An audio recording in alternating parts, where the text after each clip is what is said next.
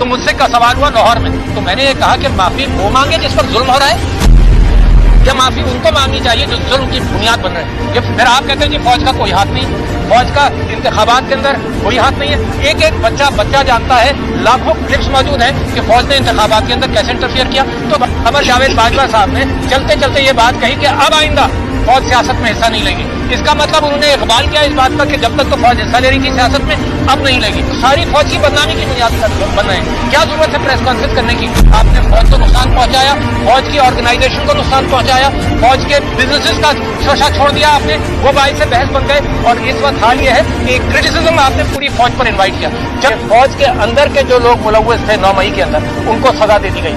मगर मेरा सवाल ये है कि खुद भी आपने यही कहा कि सारी फौज तो मुलव्वस नहीं थी, सारी फौज को तो सजा नहीं थी, मगर पाकिस्तान तहरीक इंसाफ के चंद लोगों के ऊपर आपने इल्जाम लगाया और सारी पार्टी को बंद करने की फिक्र में है। सारी पार्टी